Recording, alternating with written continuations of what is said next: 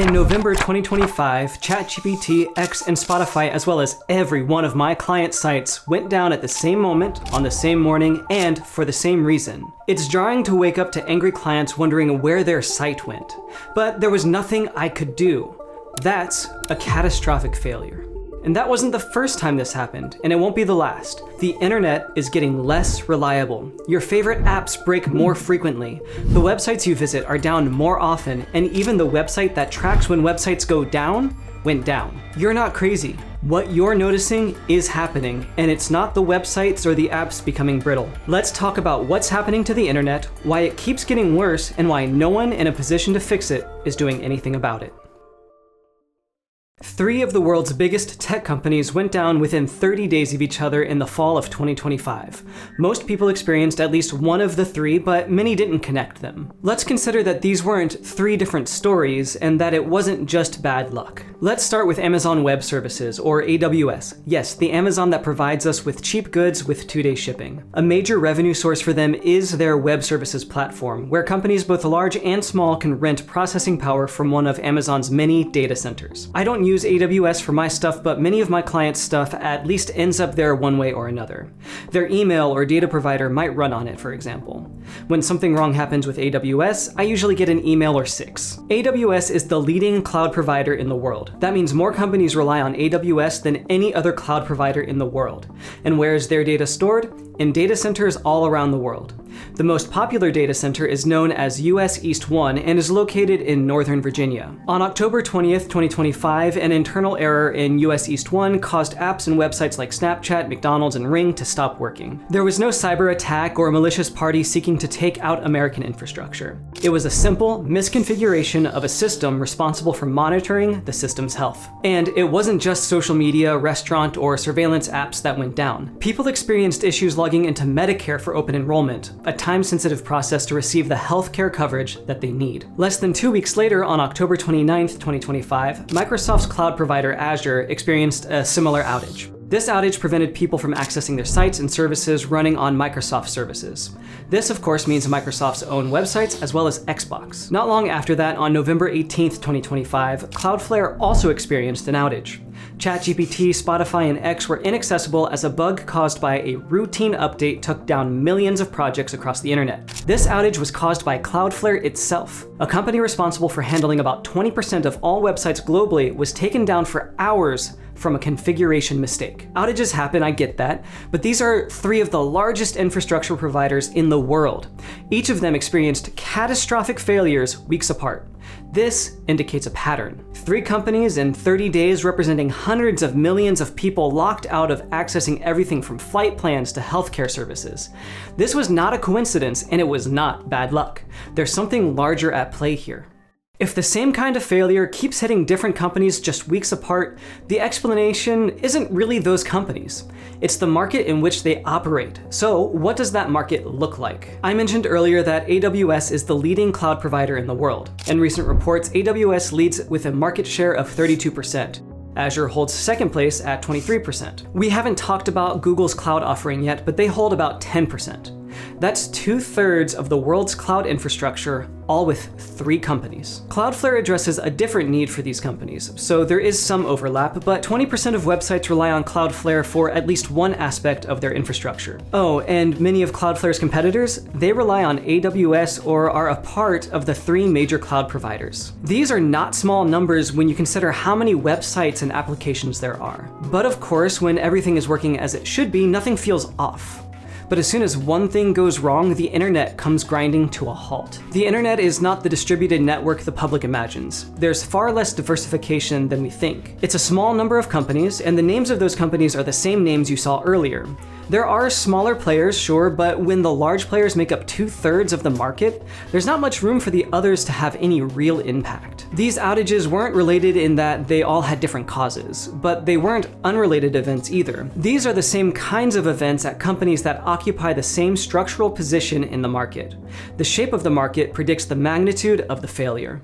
It would be easy to dismiss this as a YouTuber's wild conspiracy theory. Listen, I'm not crazy. This isn't some conspiracy theory where I'm trying to make connections exist where they don't. There are other people with actual credibility saying the same thing. According to the head of Internet Intelligence for Cisco Thousand Eyes, the raw number of service outages has remained consistent, but the area of effect has increased. As more and more sites and applications rely on the big three cloud providers or services like Cloudflare, the impact grows. Thousand Eyes is the largest independent internet monitoring company in the world, and they're calling this out too. How many outages we see each year may be about the same, but they've become more disruptive to more people. But what about redundancy? Well, redundancy works when one system is not reliant on another. For example, a cloud server going down in Northern Virginia could just route traffic through another nearby data center. The problem we see here is that all servers and locations rely on a global configuration. One configuration manages the whole of the architecture, and as Thousand Eyes writes, geographic redundancy provides no protection for this kind of issue. Each case we looked at so far stemmed from configuration errors, not just specific data centers going down, but failures at a global level. This isn't speculation, and it isn't conspiracy nonsense. Real companies whose real job is to monitor internet reliability are saying the same thing. Now that we're established in reported fact from a respected third party, not just me, let's take a look at what the absolute worst case is, because it happened recently. What does this look like at its worst? Pick a day from the last 5 years. A lot of people will pick the same day. On July 19th, 2024, the cybersecurity firm CrowdStrike released a bugged update to its software that caused 8.5 million systems to crash. The financial impact? Some estimate up to tens of billions of dollars. A simple mistake, a few hours of complete outage, and tens of billions in damages. Luckily, me and my clients are not included in that damage estimation. You may remember this. Thousands of flights were canceled globally on that day. Delta alone claims to have lost $500 million and filed a lawsuit against CrowdStrike to reclaim that loss. Of course, Delta is now experiencing a federal class action lawsuit for failing to compensate customers affected by the incident, but that's a story for a different day. It wasn't just air travel. The impact was widespread across industries. Massachusetts General Hospital, for example, had to cancel every non-urgent surgery, procedure, and medical visit. That's a full day of preventative and potentially life-saving care canceled from a simple bugged release. Even emergency services in some states went down. Alaska and Ohio specifically reported that their 911 lines were down. That's incredibly dangerous for even a couple of hours. All of this disruption from one software update. Airlines, banks, hotels, hospitals, broadcasting, and government services all impacted. Why? Because over 60% of Fortune 500 companies use CrowdStrike security software. 8.5 million computers sounds like a lot, but Microsoft claims that's about 1% of all Windows devices. So how does 1% of all Windows devices cause tens of billions in damages? Concentration. Those 8.5 million computers may only account for 1% of total Windows devices worldwide, but those 8.5 million computers using CrowdStrike's security platform reside in airports, in hospitals, and in government services. It's not the frequency of the outages. The real problem is in the scale and reach each outage has. I hear you, CrowdStrike isn't internet infrastructure in the strict sense. It's primarily security, but I'm arguing that it's the same position as Google, Cloudflare, Amazon, and Microsoft. One vendor living on a majority of critical machines with a concentration risk that scales the same way. Yes, this is broadly digital infrastructure, but the pattern remains. One update from one company cripples 60% of Fortune 500 companies. That guarantees that any failure would be catastrophic. CrowdStrike is not uniquely bad here. People release bugged code all the time. Not every company creates a release that then causes tens of billions of dollars in damages, but that doesn't make CrowdStrike a villain. CrowdStrike just happens to be the first concentrated provider to have its worst day in public. They're the preamble to a future that is to come, when the major cloud providers eventually have their worst day. If CrowdStrike in 2024 was the wake-up call, you'd expect things to have improved in the couple of years since. They haven't. And the reason they haven't is because CrowdStrike wasn't actually the wake-up call. It was a symptom of the problem we're exploring right now.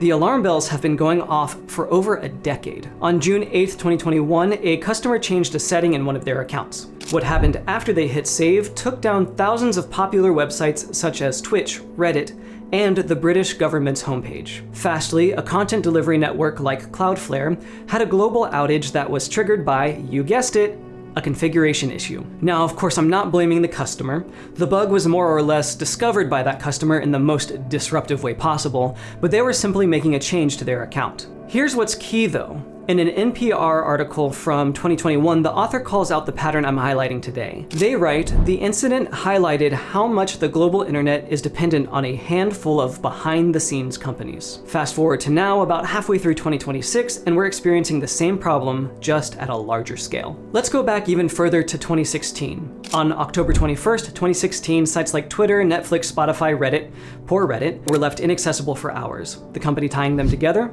Dyn. Heard of them? Me neither, but they provided a domain name system or DNS service to some of the biggest websites of the time.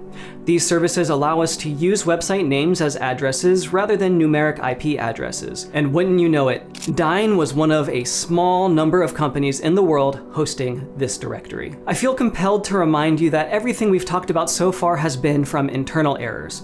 Dyn is the first case we've discussed that was caused by a distributed denial of service or DDoS attack, or any kind of cyber attack for that matter.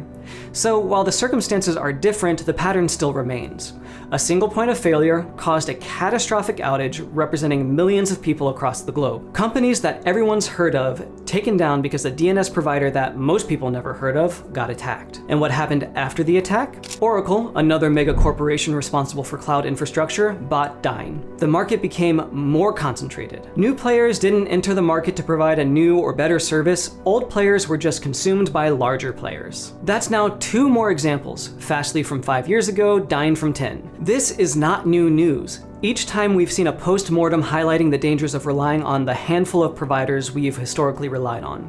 Yet we keep repeating this mistake and watching the area of effect grow. We see the same pattern each time. It's always temporary alarm followed by life as usual. That leads me to believe that these aren't bugs in the system.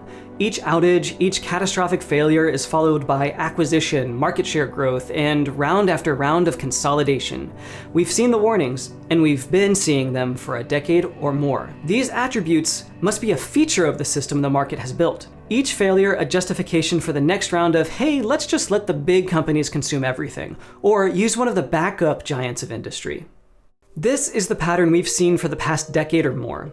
We can observe it and call it out. We know it's real and pervasive. So let's draw a map of the modern internet so we can see how our digital lives actually take shape. Who owns the foundations of nearly every aspect of our digital lives? The answer is a shorter list than you might think. We've already talked about cloud infrastructure, but I'll remind you that nearly 2/3 of the internet is hosted on AWS, Azure, or Google Cloud. That's already a significant amount of the internet. How about how content is delivered? You'll recall that Cloudflare is credited for 20% of public websites. The other 80% is split between Fastly, who we've already discussed, and a handful of other smaller companies. A significant portion of the remaining 80% of content delivery lives with the big 3 cloud providers. We've talked about DNS a bit as well. What's the market like there? Some older data indicates that Google's cloud platform handles about 30% of web traffic, AWS 16%, Cloudflare around 10%, and the other 44% divided across hundreds of other DNS providers. Okay, so that's where the internet is hosted, where it's delivered, and how we're able to access it.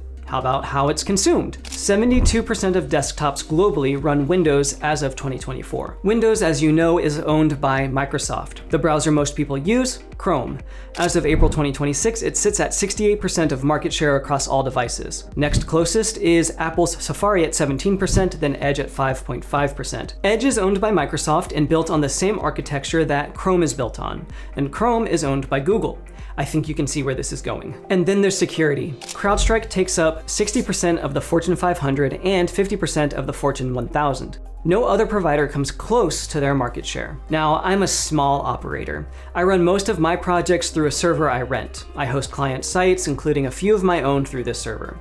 But I can show you exactly where I fit in on this map. My server provider uses Cloudflare and AWS. My email is through Google. My CDN is Cloudflare. My payment processor also uses AWS. I made a deliberate choice to avoid the big 3 for hosting, and I still can't escape them. 5 companies. That's it. That's how many companies it takes to name the foundation of our modern digital lives. We have Amazon, Microsoft, Google, Cloudflare, and CrowdStrike. The diversity we see and imagine as the general public, the thousands of websites, millions of apps, the global network, is a mirage. It's an illusion. Underneath it all is 5 companies. Any of them having a bad day is not something only IT departments notice. Flying home for the holidays? Better hope CrowdStrike doesn't release bugged code. Want to read your favorite news site? Cloudflare might have something to say about that. Want a browser separate from Google? Your options might be more limited than you think. There are some obvious objections to work through here. I'm going to take a moment to address a few that come to mind. First is that the companies in question provide a real service, and this is true. I'm not building a case that these are bad companies, though I'm sure I could for a few of them. The case that I'm building is that they are propping up an entire economy. Each of these companies become a single point of failure, and each time there's consolidation, that point of failure becomes more painful, not more steady. The risk increases as options to diversify become scarce. The benefits to these world-class systems are real, and I'm not undermining their value. I'm highlighting how fragile and risky this system is. Again, I use products from each of these companies because I find their products valuable. I could self-host everything, but the amount of time I would have to invest in that hosting would not be worth it. The same is true for my clients. They could diversify, but I also work with small teams that may be strapped for cash or talent and can't manage a diversification of platforms. A second argument is that it's not really that big of a deal. The outages get fixed quickly. And that's also true. The longest outage of the cases studied in this video lasted less than a day, if only time were the only consideration in the impact of these outages. CrowdStrike's software problem was solved in just over an hour, but it took weeks to recover from the aftermath. Every affected machine had to be fixed by hand. The software issue resolved quickly. The operational problem caused headaches for weeks. Besides, every outage has a tangible financial impact on the companies that rely on these services. And I'm not just talking about the household names and mega corporations. Small businesses use AWS. The services that power indie e-commerce shops use Cloudflare. The longer those sites are down, or the more frequently those sites are down, the less money is in the local economy. A third argument could be that this is just how complex systems work. Granted, the problem though is that not that long ago, a hosting site going down might take down a fraction of the sites that an outage takes down. That's partially because of the sheer number of websites and apps today. I'd argue and am arguing that these failures have always existed, but how impactful they've become is disproportionate to the complexity. That's because complexity has never been the problem. We can always adjust for complexity. The problem is and will continue to be consolidated complexity. The systems that power our digital lives become increasingly complex, but pair that with consolidation, and of course the scale of the impact would go from a few hundred sites decades ago to outages affecting hundreds of millions simultaneously. I believe this is all good pushback. The objections are valid and can be argued with more vigor than I've allowed in this video. At the end of the day, as our systems become more consolidated and more complex, as we continue to rely on fewer and fewer systems, we experience more severe outages and accept increasingly unacceptable risk. All this raises the question, if none of those defenses hold, if we've seen a decade plus of reports citing this exact argument, if the consolidation is this dangerous and it's been building for a while now, the people whose job it is to watch for this kind of risk must have noticed, right? They did, and here's what happened when they tried to act. Starting in February of 2023, the US Treasury Department published a report that read, quote, "While cloud services can increase access and reliability, firms ramping up their reliance on cloud-based technologies need more visibility, staff support, and cybersecurity incident response engagement from cloud service providers." In other words, reliance on cloud service providers are a risk to the financial sector. The report also says that the Treasury is committed to working with regulators to ensure these cloud service providers become more transparent and more collaborative. Two of the primary challenges that the Treasury highlights: exposure to potential operational incidents, those are the configuration issues I've been talking about, and yep, potential impact of market concentration in cloud service offerings. The very things I've been talking about this whole video were the express concerns of the US Treasury Department back in 2023. They also launched a cloud services steering group in May of that year. That appears to have been mostly performative. Surprise, surprise. Despite those efforts, we experienced CrowdStrike. Not an attack, an operational incident from a consolidated provider. Two major concerns of the Treasury Department. In September of 2024, the House Homeland Security Subcommittee held a hearing to discuss the CrowdStrike incident. The CEO declined to show up and sent a senior vice president instead. The government wanted answers because many agencies use CrowdStrike, including the Cybersecurity and Infrastructure Security Agency, CISA. The very agency meant to identify, prevent, and mitigate incidents like the CrowdStrike incident was impacted by the CrowdStrike incident. The best CrowdStrike could do was apologize and describe a process change. Then about a year after that hearing, we get AWS on October 20th, then Azure on October 29th, and Cloudflare on November 18th. 3 companies accounting for much of the public internet taken down due to operational incidents, made worse by market concentration in cloud service offerings. The US government knew. They wrote it down in 2023 in a fancy report addressing the financial sector. They highlighted their concerns and even formed a committee.